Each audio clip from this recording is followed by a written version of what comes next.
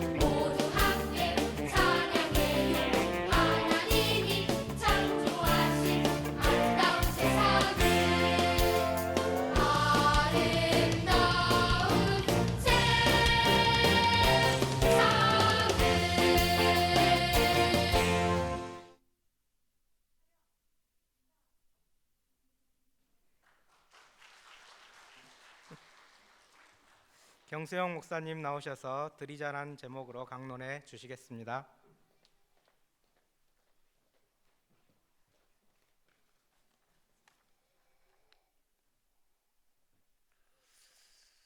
주일 학생들을 쳐다보니까 45년 전에 제가 주일학교 교사하던 생각이 문득 나고 있습니다.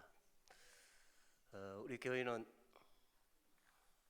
25년 전에 주일학교 학생들이 전부 끊어졌고, 또 불악의 어린아이 울음소리가 사라져버리고 말았습니다. 젊은 사람들이 다 이제 객지로 나갔기 때문에 교회가 그런 이제 어려움이 생겼습니다. 제가 잘 알고 있는 목사님이 항상 하시는 말씀은 요즘 목사님들이 성경 한 절 읽어놓고 엉뚱한 소리만 한다고 저것도 설교냐고 그러면서 설교하시는 분들에 대해서 일일이 이제 평가를 하는 걸 보고 제가 그런 생각을 속으로만 했어요. 대놓고 못하고 이 지구상에 사는 목사님들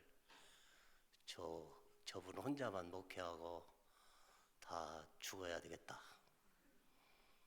왜냐하면 다른 분의 설교는 마음에 안 들고 본문하고 다 벗어나서 설교를 하기 때문에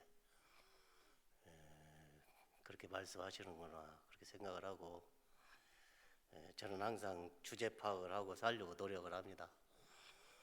그래서 우리 교회에서도 그렇습니다만은 나는 설교 못하는 사람이다. 말도 잘 못하고 또 강단에 서면 울렁증도 생기고 원고 작성해가지고 와서 설교를 하면서도 그럼에도 불구하고 이제 제대로 표현을 못하는 그런 걸 생각하면서 하나님이 왜 목사로 세우셨을까? 하나님도 굉장히 답답하시겠다. 이제 그런 생각을 자주자주 합니다. 오늘 이제 말씀의 제목은 드리자였는데 마침 우리 주일학교 학생들 상대로 설교를 하라고 그러면 참 쉽겠는데 학생들 눈높이에 맞춰가지고 과거에 많이 해봤거든요.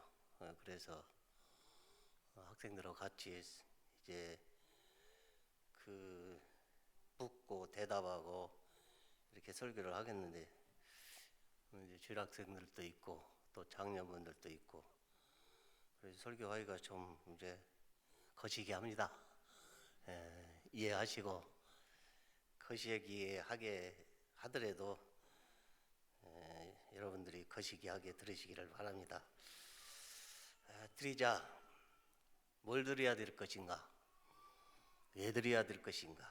어떻게 드려야 할 것인가? 드리면 어떻게 될 것인가? 이렇게 한번 생각을 해보고 본문으로 돌아가서 하도 설교 잘못 나오니까 그래서 광주 반석교회 와서는 본문 벗어나지 말자. 본문 설교를 하려고 제목은 잡기는 잡았습니다만은 본문 안 벗어나고 또 설교 길게 하면 학생들 집중을 몇 분 하면 집중 못 하는데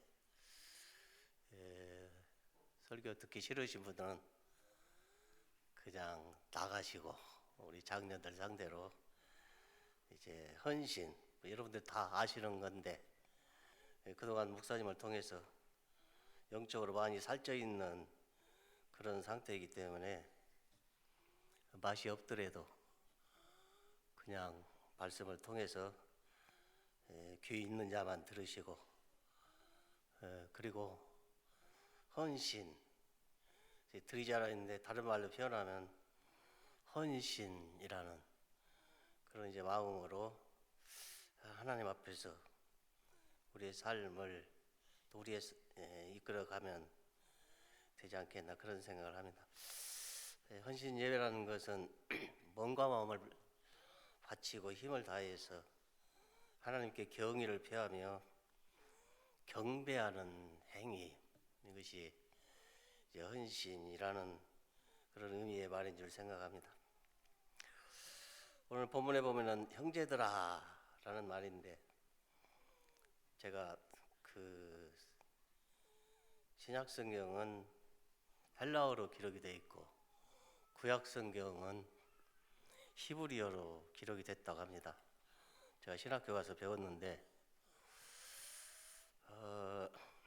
저 헬라어 하나도 잘 모릅니다. 근데 한글로 이 헬라어로 기록이 된 것을 그 언어 설교에서 보니까 그 기록이 돼서 한글은 아니까 이제 한글로 이제 여러분들 이해를 돕기 위해서 이제 그 표현을 할 것이니까 우리 학생들은 특별히 반석교회 우리 주일학교 학생들은 아까 집사님 말씀하실 때 머리가 다 좋다고 그러는데 기억을 해두시면 평생 동안 하나님의 축복을 많이 받으라고 그렇게 생각을 하면서, 이 형제들아라는 말은 헬라어로 아델포스라는 이제 그런 말인데, 이 아델포스는 하나님과 그의 백성 관계를 묘사하는데 사용이 된 걸로 호세아서 1장 10절에서 2장 3절까지 그렇게 기록이 되어 있습니다. 또 이 아델포스 형제들아라는 말은 이스라엘 회중과 동일시하는 걸로 시편 22편 22절에 그렇게 기록이 되어 있습니다. 또 이 형제들아라는 말은 동료 기독교인들에게 적용된 걸로 사도행전 15장 23절에 그렇게 기록이 되어 있습니다. 초대교회 교인들은, 모든 교인들은 한 형제로 그렇게 불렀다고 합니다. 사도 바울이 로마 교회를 세워놓고 교인들이 신앙생활 잘하기 위해서 로마서 12장은 좀 새롭게 이제 생활을 했으면 하는 그런 바람을 가지고 글을 써서 보내는데, 로마 교인들을 상대로 형제들아 이제 그렇게 불렀다고 성경은 기록을 해놓고 있습니다. 성경에서 말씀하고 있는 혈연적 형제는 마태복음 1장 2절에 보면은 유다의 형제, 야고보의 아들들이 12명이죠. 유다의 형제라 혈연적 관계로 그렇게 기록을 해놓고 있고, 사도행전 7장 13절에 보면은 요셉의 형제, 혈연적 관계지, 형제죠. 마가복음 1장 19절에 보면 세베대의 아들들 야고보, 요한의 형제들이고, 또 베드로와 안드레가 혈연적 형제로 기록을 해놓고 있습니다. 그 다음에 오늘 본문의 말씀을 보면은 하나님의 모든 자비하심으로 라는 말씀이 기록이 되어 있습니다. 헬라어로 오이크티로모스라고 하는데, 죄송합니다. 이거 뭐 우리 학생들한테 이런 말 써서 죄송합니다만은 이해를 돕기 위해서 이거 저도 잘 모르는데 한글로 적어가지고 와서 여러분들 앞에 소개합니다. 그러니까 이해를 하시고, 이 자비하심이라는 말은 동정이라는 그런 말로 번역을 해도 된다고 합니다. 남의 어려움을 딱하고 가엾게 여기는 것이 동정이고, 그 다음에 자비하심은 연민이라고도 번역을 할 수 있는데, 연민이라는 것은 아주 불쌍하고 가련하게 여기는 것을 연민이라고 그렇게 말합니다. 하나님의 모든 자비하심, 이 자비하심은 불쌍히 여기는 것이죠. 불쌍히 여긴다는 것은 가엾고 애처롭다라는 그런 의미인데, 그의 처지나 형편을 생각하면서 불쌍하게 생각하는 이제 그런 태도를 우리가 볼 때가 참 많죠. 저는 아무리 생각해봐도 우리 교회 교인들이 참 불쌍하다 그렇게 생각을 합니다. 오늘 낯설게도 그런 얘기를 하고 좀 마음이 안 좋아서 그랬습니다만은, 못난 목사 만나가지고 그 한 소리 또 듣고 30한 2, 3년 동안을 이제 말씀을 들으면서 얼마나 마음이 안 편했을까. 이웃교회 교인들이 하는 얘기가 목사님 너무 오래 있어가지고 우리가 너무 손해 많이 났습니다. 그래서 새로 오시는 목사님 모실 때는 3년, 5년 계약직으로, 그 다음에 제일로 많이 심하면 10년, 총회법을 바꿔야 되고 노예법도 바꿔야 되고, 그런데 교인들이 몰라서 그러긴 합니다만은 한편으로는 얼마나 힘들었으면 저런 말들을 이 시점에서 할까. 그래서 남의 일이 아니다, 우리 교회는 어쩔까. 저는 그 목사님보다 더 오래 있었는데, 그래서 교인들이 그냥 불쌍하더라고요. 하나님의 자비하심. 바울은 로마교회 성도들을 하나님의 자비하심으로 대했습니다. 이것은 하나님의 심정인데 남을 불쌍히 여긴다는 것은 그리 쉬운 마음이 아니죠. 예수님의 성품을 담지 않으려고는 다른 사람을 불쌍히 여긴다는 것은 불가능합니다. 근데 사도 바울은 로마 교인들을 상대로 하나님의 자비하심으로 그렇게 된 걸 보면은 참 은혜가 많은 그런 이제 바울이었다라는 생각을 합니다. 이 하나님의 자비하심으로 권한원이 성경은 그렇게 기록을 하고 있습니다. 권한원이라는 말은 헬라 말로 파라켈라어로, 우리 목사님들 다 아시는 이제 원어인데, 이 권한다는 말은 권한다라는 그런 의미인데, 어떤 일을 하도록 말하는 것을 권한다고 그렇게 얘기합니다. 그 다음에 권한다는 말은 훈계한다. 훈계한다는 것은 타일러서 잘못이 없도록 주의를 주는 것이죠. 그 다음에 권한이라는 이 헬라어 말은 격려하다, 그런 의미도 있기도 한데, 격려한다는 것은 타일러서 잘못이 없도록 이제 확실하게 말해 주는 것이죠. 그 다음에 권한다는 말은 애원한다, 그런 뜻도 있다고 합니다. 애원은 소원이나 요구 등을 들어달라 애처롭게 사정해서 간절히 바라는 것, 그래서 애원이라고 그렇게 말합니다. 지금 현재 사도 바울은 하나님의 그 심정으로 로마 교인들을 이제 그 불쌍히 여기는 그런 마음을 갖고 간절히 애원하는 것은 그 뭐냐? 그것은 너희 몸을 하나님이 기뻐하시는 제물로 드리라는 겁니다. 하나님이 몸 받으셔갖고 어디다 쓸까? 이런 생각도 한번 이제 해보기는 했는데, 여기서 하나님이 로마 교인들의 몸을 요구하는 것은 그것이 하나님이 기뻐하시는 것이기 때문에, 요즘 다른 말로 표현하면은 헌신을 말하는 거죠. 우리 주일 학생들도 하나님 앞에 몸을 드릴 수도 있고 또 뭐 다른 귀중한 것을 드릴 수도 있겠습니다만은, 바울은 다른 거 다 놔두고 몸을 하나님이 기뻐하시는 대로 드려라. 이 몸이라는 것은 헬라말로 소마라고 합니다.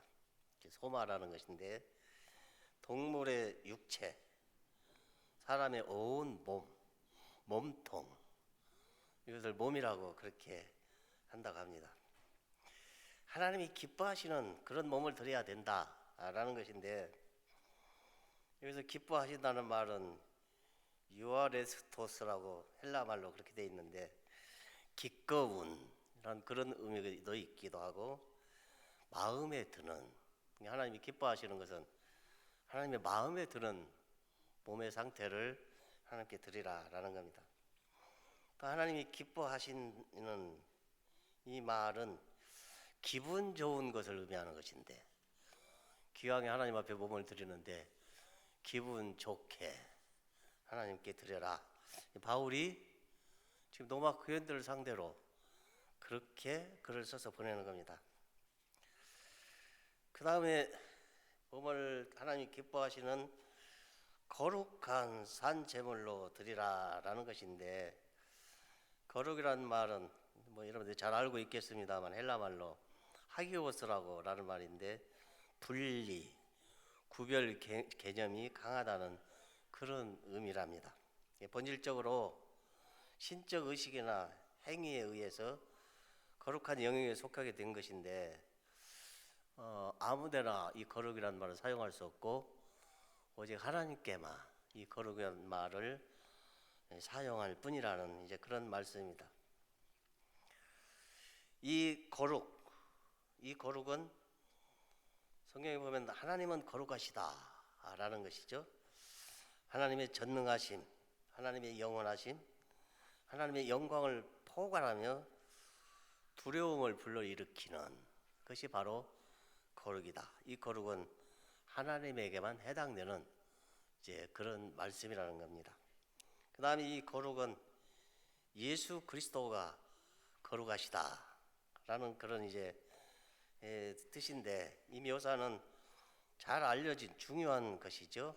사도행전 3장 14절에 보면은 예수님은 하나님의 종으로 기록되어 있고, 요한복음 6장 69절에 보면은 우리가 주는 하나님의 거룩하신 줄 믿고 알았삼나이다.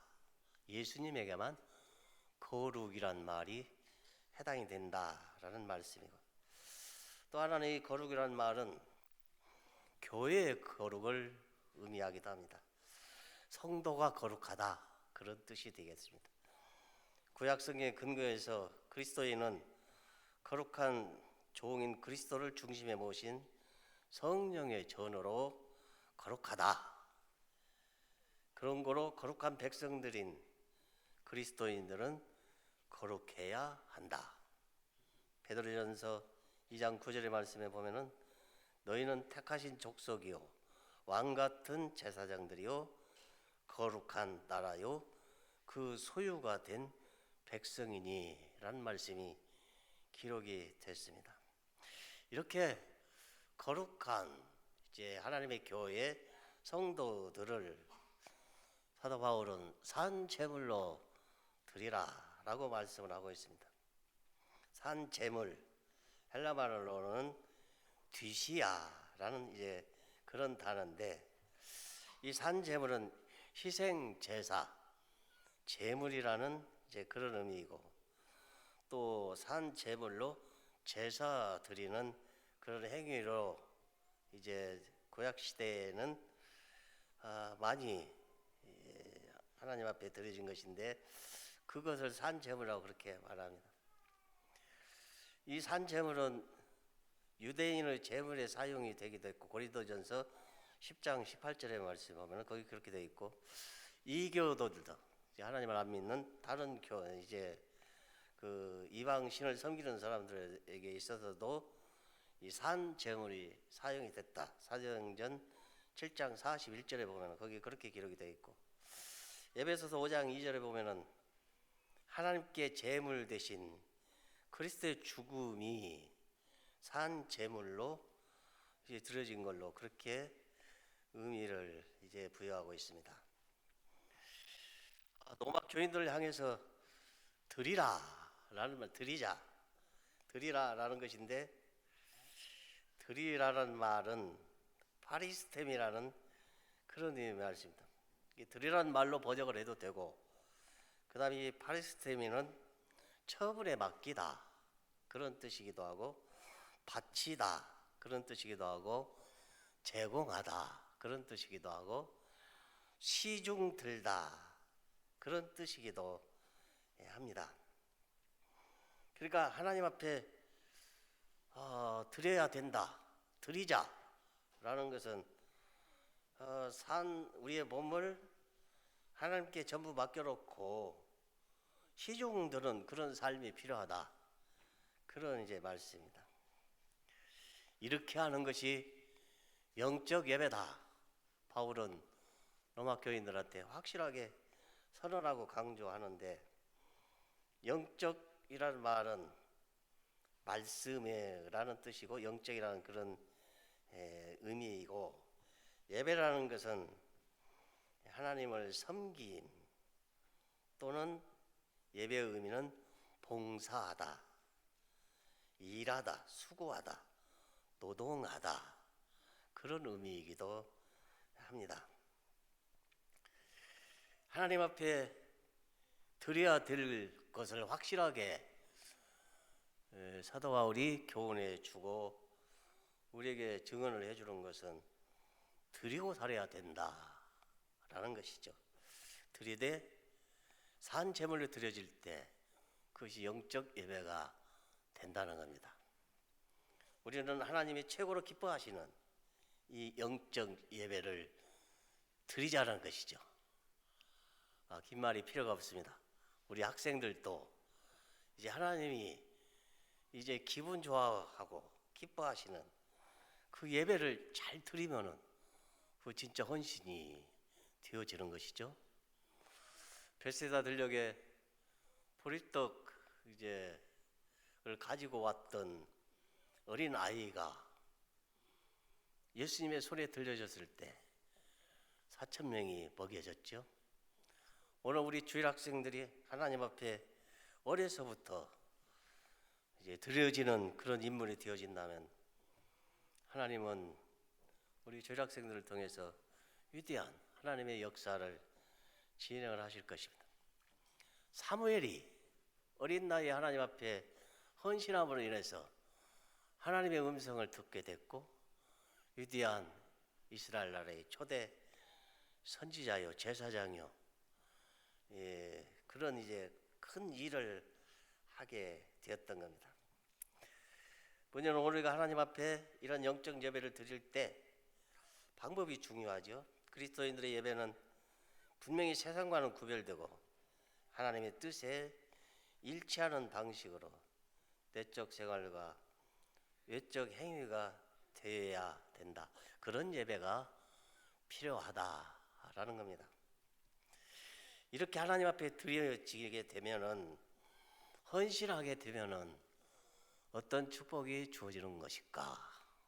이 축복은 우리가 꼭 받아야 하는 것인데, 우리 주일 학생들도 하나님 앞에 헌신해서 이러한 축복을 꼭 받으셔야 됩니다. 이 축복은 존귀한 인물이 된다. 하나님 앞에 헌신하고 사는 사람들에게는 존귀한 인물이 된다는 거죠. 하나님께 헌신한, 드리고 사는 삶은 하나님께서 함께 주신다. 성경 찾아보면 많은 인물들이 나오는데 이제 하나님이 함께 하신다. 그리고 헌신자의 축복은 출세와 성공을 하게 된다. 요셉이 하나님을 경외하고 그의 일평생 하나님 뜻 안에서 머물러 살 때 하나님이 함께 하셔서 종의 신분으로 애굽에 끌려갔지만은 애굽의 총리 대신이 되는 출세와 성공을 하게 됐다는 기록이 출애굽기서에 기록이 되어 있습니다. 헌신자의 축복, 만사가 형통한다라는 겁니다. 헌신자는 하나님의 뜻대로 살도록 되어 있죠. 하나님의 법 테두리 아래서 하나님이 기뻐하는 대로 살도록 그렇게 되어 있습니다. 그렇게 되면은 열왕기상 2장에 보면은 법과 율례와 규례와 법도를 계명을 지키게 되면은 네가 어디로 가든지 무엇을 하든지 하나님께서 형통하게 이제 해 주실 것이다.